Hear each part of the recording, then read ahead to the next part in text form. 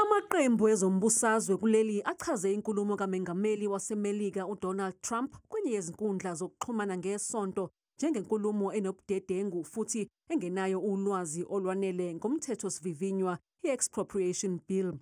UTrump usola leli ngokungaphathi kahle abebala elimhlophe njengoba isanda kucekica umthethosivivinywa wokubuyiswa komhlaba. The statement by Donald Trump is offensive and undermines our sovereignty. We want to make it categorically clear to the President of the USA that we are going to expropriate land without compensation.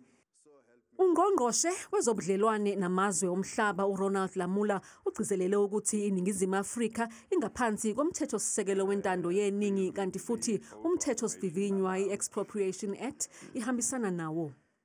We want to state that we are a constitutional democracy and the expropriation law that has been referenced to is not an exception.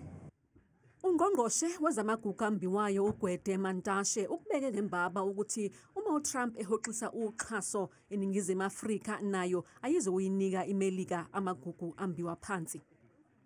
With this standing threat that because you passed an Exploration Act, therefore Trump will withhold funding to South Africa.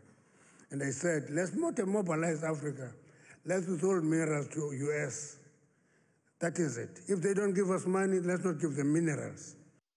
Ihhovisi lenxusa leMelika ePitoli alikathi vu ngalolu daba kanti kunokwesaba ukuthi lokhu angeke kuphelele kuphela ekhoxisweni koxhaso kodwa kuzophinde kulimaze ukuhwebelana phakathi kwalamazwe omabili. uTrump kulindeleke ukuba avakashele iNingizimu Afrika ngolwezi njengoba ingqungquthela iG20 Summit izobe ibanjelwe kuleli.